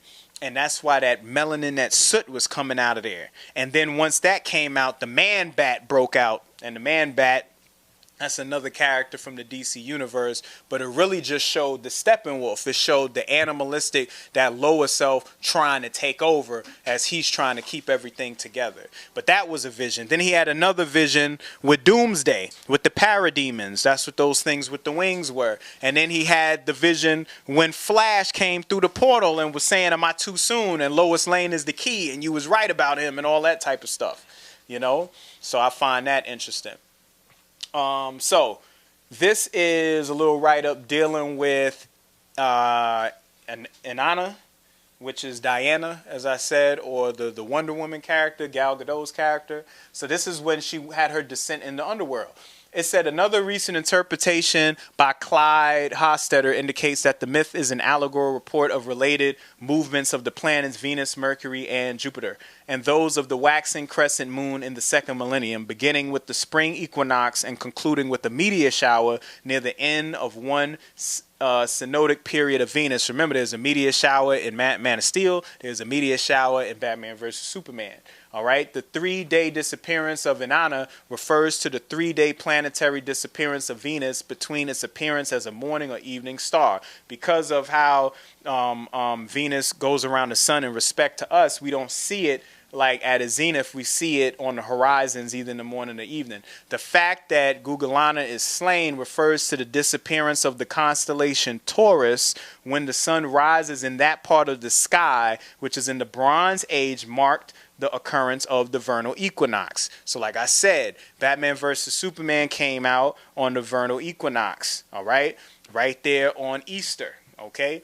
And remember I told you, Henry Cavill is a Taurus, the bull energy, okay? He got slain, okay? So the disappearance of the constellation Taurus. So his constellation disappeared at the end of the movie. All right, when the sun rises in this part of the sky with the equinox. So we're seeing a allegory played in front of us in film of this Inanna's descent into the underworld. All right.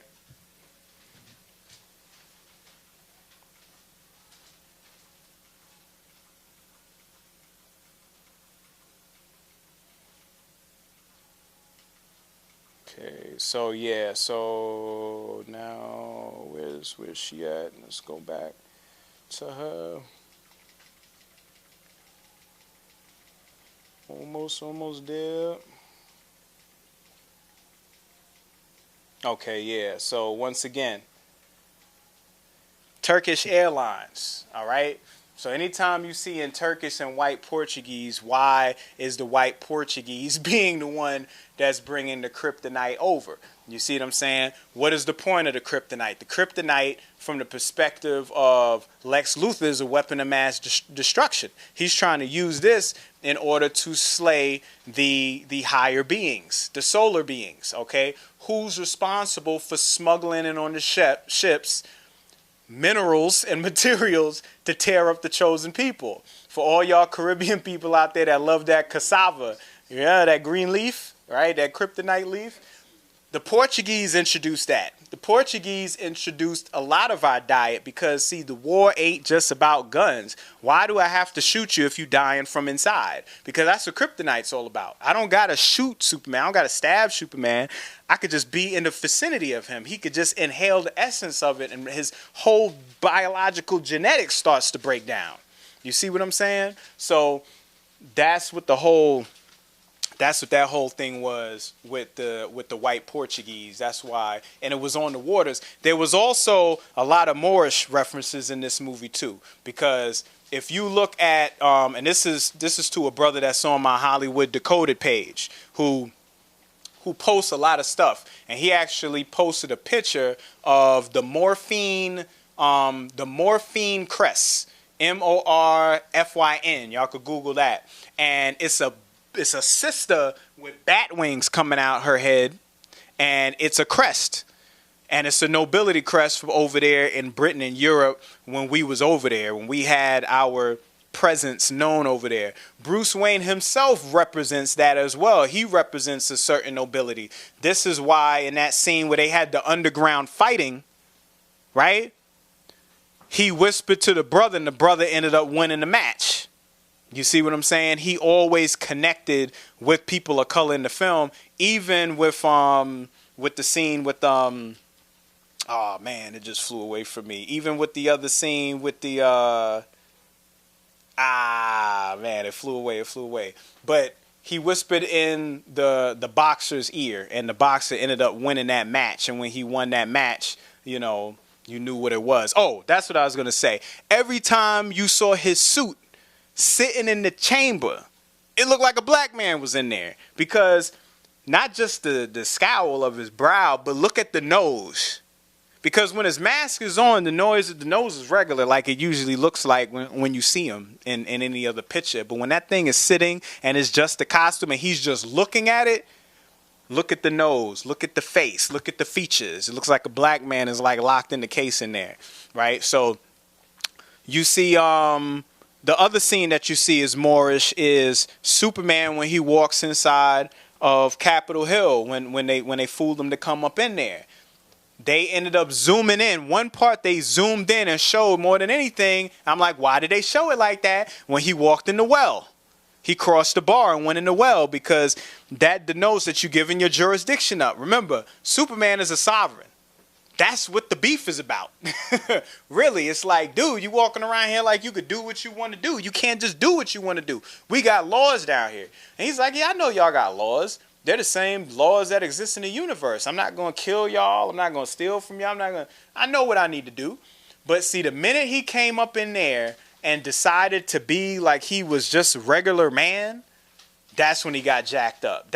What did he say? He said, it's not that I couldn't see the bomb. It was, I wasn't even trying to look for it. Why not? Because he don't got his powers. He released his powers when he walked up in the well. That's that law for you. You know what I'm saying? So they had a lot of those little Moorish innuendos in there, and definitely with this big Turkish Airlines thing going on. So then on top of that, there was the character who actually had the bomb, who blew it up. You know what I'm saying? He's actually a Scorpio.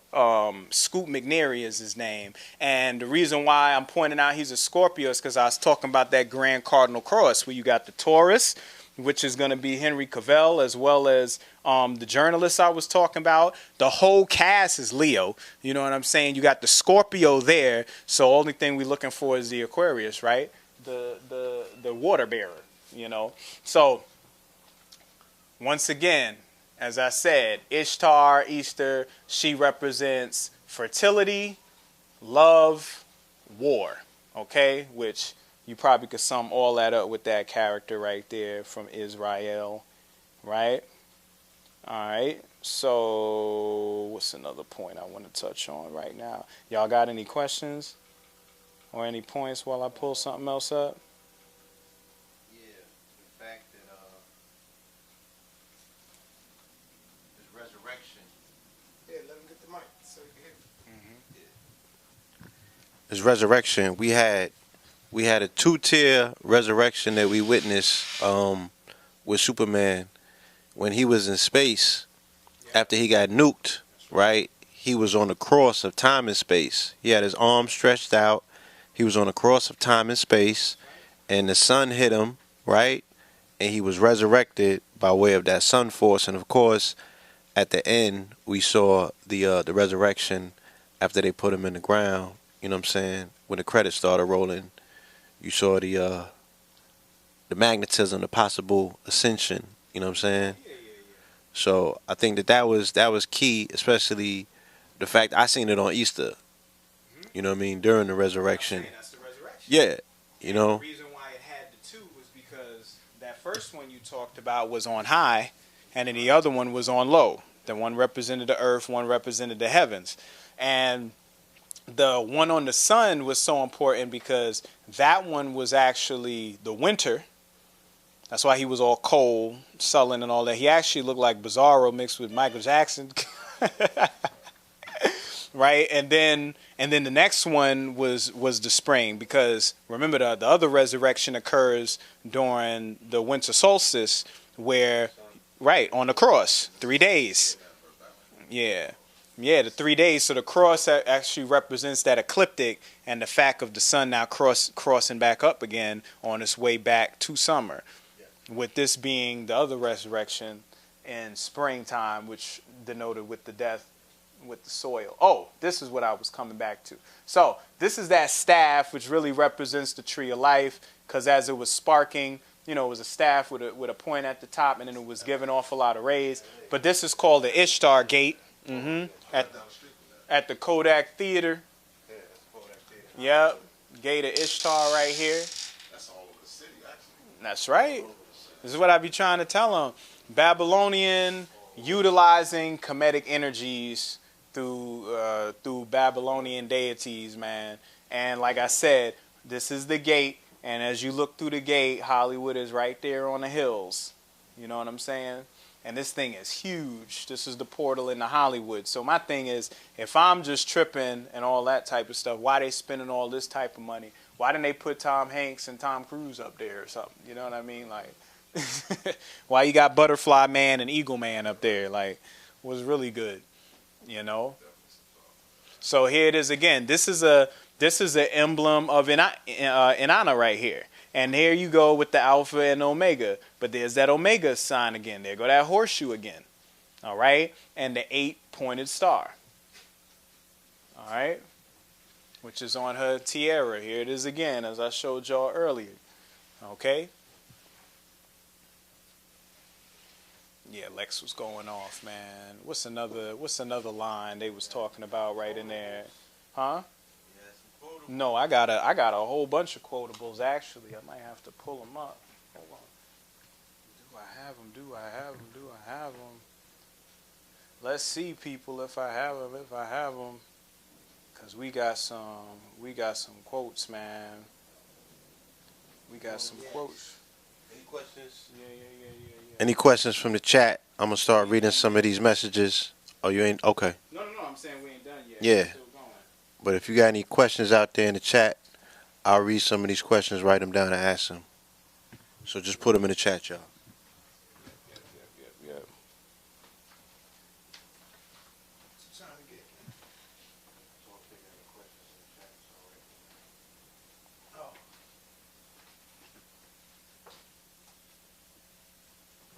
All right, so the main topic of this movie obviously was God, devil, and man, So, because what Lex said near the end of the movie was, okay, if man's not going to do it, then the devil will. So who was the devil? Obviously the devil was Doomsday, but what made Doomsday the devil? Doomsday was the devil because he was actually the product of a homosexual relationship. What? All right, so remember, Lex walked inside the ship. The ship is a vagina, no doubt. You know what I mean? It's an artificial vagina. That's pretty much what it was, Genesis chamber. But what he did was he pulled a dead corpse, another man, and put his blood on him, which is essentially his essence, and by ejaculating his blood on this man's face, ended up creating another being that gestated and was actually birthed with no woman present. And what did he name him? Doomsday. Damn right. Damn right. Y'all named him right. He gonna be strong and powerful in a world like this, but yeah, Doomsday. Like, leave that alone. So that was another a thing that we got to recognize about that whole energy. Like, the devil we have to stop giving the devil power, because I say this time and time again. I say, okay, if it's about an omnipresent, omniscient energy that's all pervasive everywhere, responsible for it all, and all is mental, then how powerful does the devil have to be to exist outside of God? Did you see the last episode of that gay show that come on TV? The gay show. Know what that means? Have you seen the last show of that game?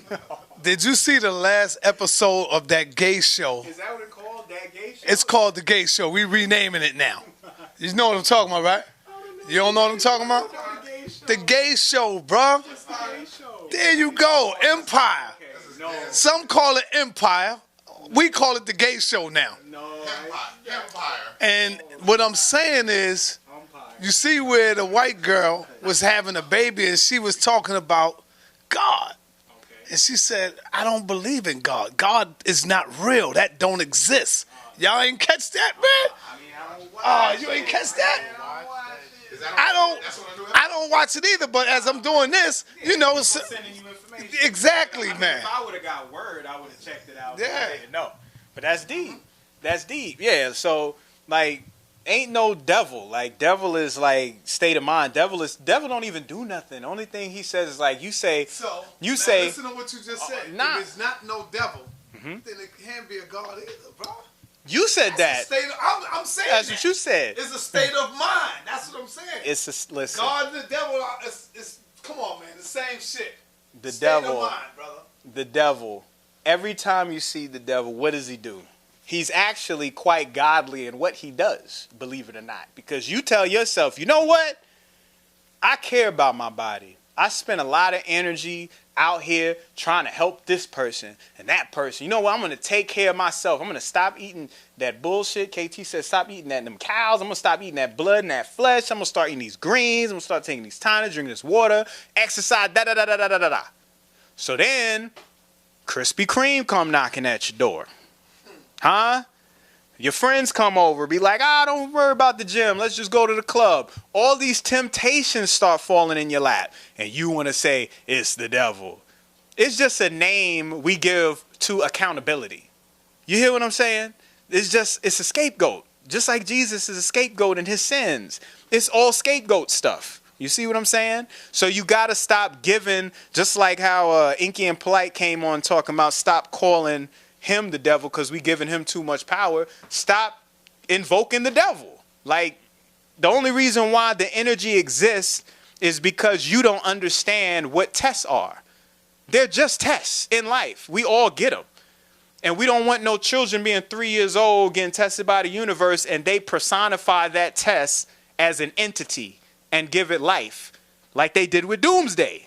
They created, it's like he was a golem. That's why he looked like Gollum from Lord of the Rings, just on Superman tip.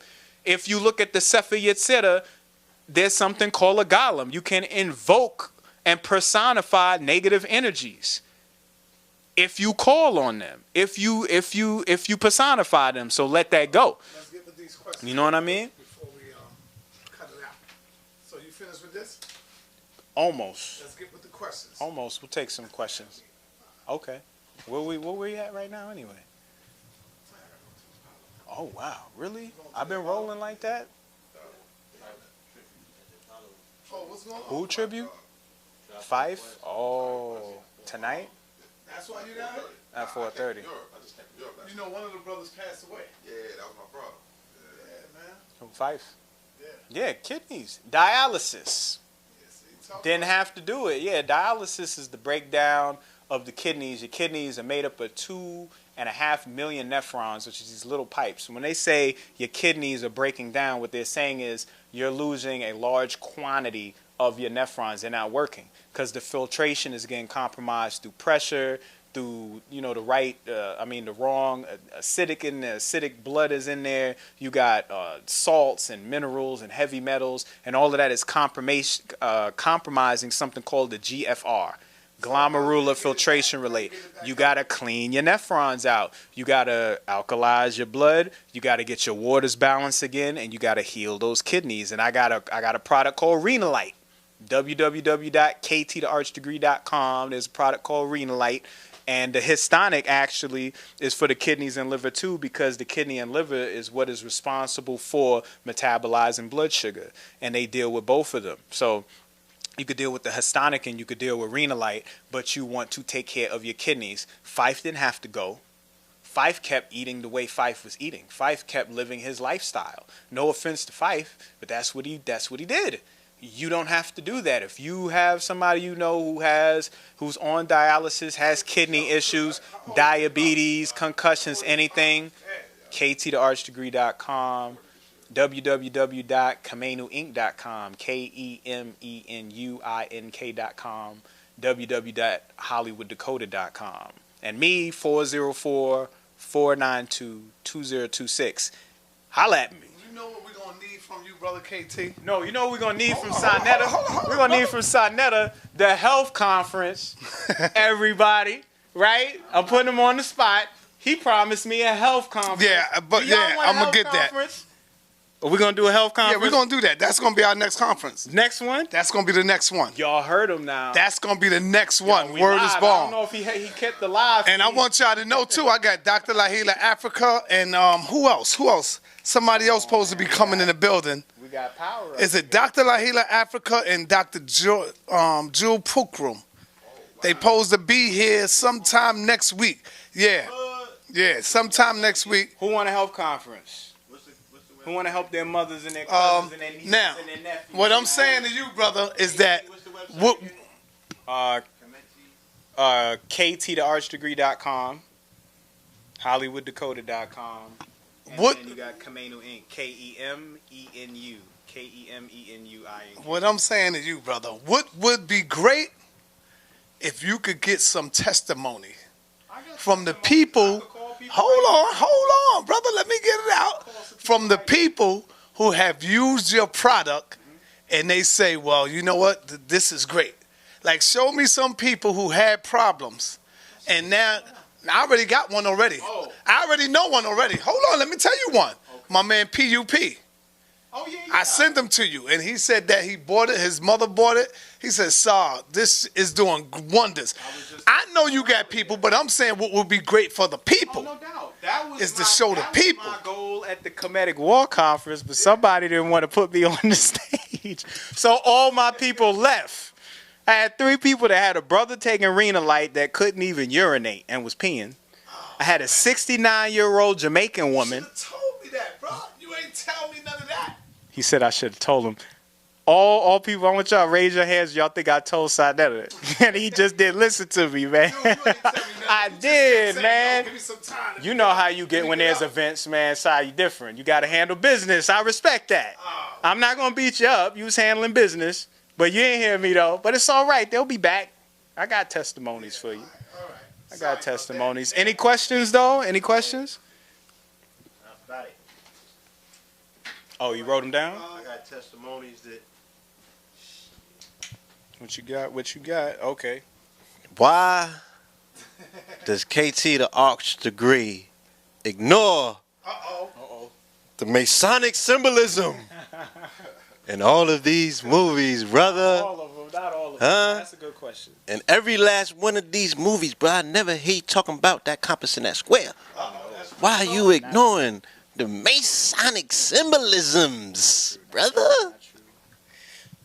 Okay, now, if you haven't gone to www.hollywooddakota.com and purchased all my DVDs, whether you're talking Lucy or After Earth or whatever, I got a long list, or listen to my radio shows on Know the Ledge Radio, then you can't really make that statement. I'm not going to regurgitate the same information on every breakdown because every story is different, so I'm going to give different pieces. So there has been movies where I addressed the Masonic symbolism in films, and sometimes I try not to touch on like surface decoding, like stuff that everybody's going to say, like Superman, his sign is the pentagram with the serpent. A lot of people already know that. I didn't talk about that today. I talked about his connections with these other entities and these energies because I know most people might not be on that. So Sonetta's time is very valuable time. So I know if I'm getting on the camera, I can get off what I can. But you can go to hollywooddakota.com, get the DVD right now, and y'all going to end up getting extra footage. All right. What feeling are the directors of these movies trying to portray to the people in general, the audience out there? How are they trying to impact people with these storylines and the symbolisms that's encoded? Directors really don't even have no power. They're directors. They direct, but they're not the people who establish what the direction is going to be. You got producers, distributors, people who green light a film. So they might have an idea to direct a movie in a certain way, and they're not allowed to do so. Case in point, Joss Whedon had a lot of issues in Age of Ultron between him and the studio. That's why the film didn't hit the mark that they wanted it to hit, because he's a director, but he doesn't have the power. However, they try to influence as much as they can. Sit down. Give me a sit. All right.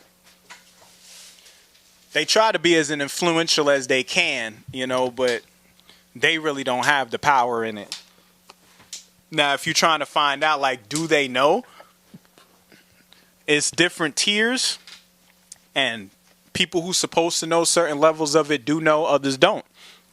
Then, on the highest level, no, I don't feel it is, because I really feel that these films and these movies, directors, producers, distributors, they're all vessels. You know what I'm saying? They're all vessels that are being utilized in order to have higher energies come through. So sometimes they don't even know what they're putting together. You see what I'm saying? So, yeah. Next question. All right. Next question would be, do the Hollywood producers consciously place these symbols in these movies? Is there a conspiracy, to inundate people's minds with symbolism? You know what I'm saying?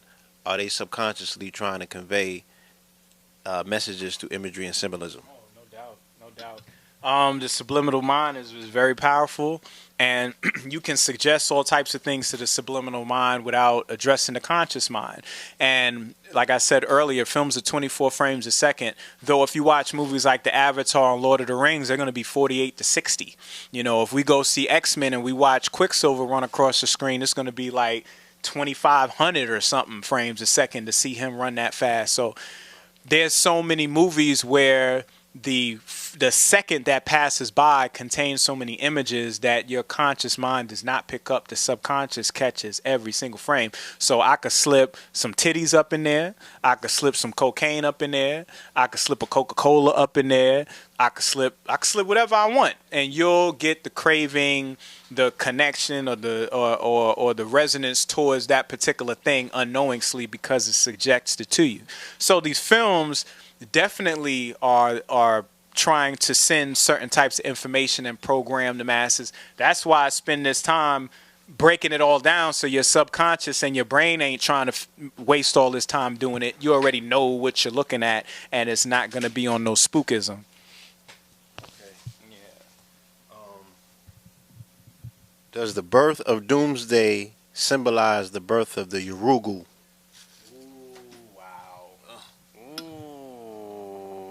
Okay. Yeah, so Marimba Ani. So we're talking about the pale fox and everything. That's definitely a powerful perspective on it. I would say, yeah, because you saw the placenta, right? The whole thing about the Dogon was about the placenta getting stolen and being birthed on its own. So I could definitely rock with that. That's a great interpretation. As you see, I didn't even dig too deep into Doomsday. Doomsday actually was formed. Doomsday's history is he's really a Neanderthal. He was actually a primordial, like a primitive being off Krypton as like a caveman that they kept killing and rebirthing and throwing him back in the environment to see if survival of the fittest works. And he kept evolving until the point where he killed the scientists and just turned into this super killing machine. He ended up running into Darkseid, and they never fought because something happened that made Darkseid have to run off.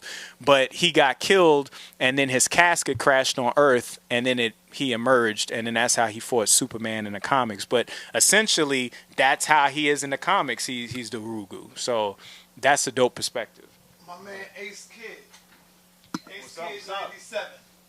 Why is it that Doomsday can beat Superman? Why is it that Doomsday can beat Superman? They're both Kryptonians, so you can't think about it like Superman's fighting somebody else. Superman's fighting the most primitive part. Remember, Superman is kind of like a punk. Like, no offense. Yeah, I mean, you know what I'm saying? He's all powerful, but he's not a warrior. Like, he's peaceful. So when it comes time to fight, he's spending more time trying to figure out how to preserve life rather than take it. And not necessarily the person he's fighting, all the people around that's getting affected. Doomsday don't give no damn. Like, he's just like, he's Doomsday. So yeah, he don't care. He's going to, by any means necessary, he's going to get that thing done. So that's two different types of premise. And it kind of sounds familiar if you think about our predicament. There's just a certain group of people that's willing to do anything and everything to stay genetically on top, where there's another group of people that would like to march. Like Easter. Like the march like Easter. How come you didn't go in deeper with God and the devil? They was at war, man. They was fighting. That's your question. Right? That's Sanetta's question. What's the question, Si? What you want me to answer? You ain't go in on God and the devil. They was at war in that movie. God and the devil was at war? God and the devil wasn't at war in that movie. No. I saw something else. No, men were at war.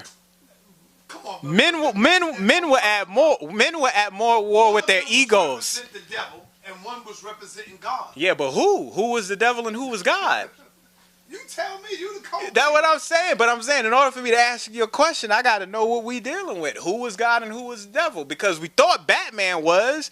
We thought Doomsday was. We thought Lex was. Yeah. They all had a premise. Everybody had a reason for doing what they was doing. What was the devil, brother? Huh? Doomsday was representing the devil. Doomsday ain't no devil. He can't even do shit on his own. He was like created, and he was like Urugu. He ain't even the devil. Like, the devil was made by God, and if the devil's made by God, then that means Lex Luthor was God in the movie. That's what you want to. Was Lex God's side? Was Lex God? I'm just saying. Look, Lex had a point. He said when his dad's fist was raining down on him, God could have gave a damn whether he was getting the shit beat out of him or not. So he ruled him out a long time ago. Instead of him understanding that his dad was just probably damn crazy, it had nothing to do with that. What was your best Batman movie? I like the one with the Joker. Dark Knight was the hardest, but Ben Affleck's the best Batman. Like, this was the first Batman that I've liked, because Christian Bale was whack. I didn't like him. All his movies were villains. Like, Bane was dope, Joker was dope, his Lucius Fox was dope, his Batmobile was dope, and the story was tight. But Christian Bale was just like, I wasn't feeling him, but Ben Affleck did the thing up in here. That was the first, like, Batman I saw, you know. But yeah, y'all look up the Morphine Crest, yo, and look up, also look up Valencia, their flag, because they use a bat as well. Like, the bat symbolism is real powerful over there, man, with the nobility.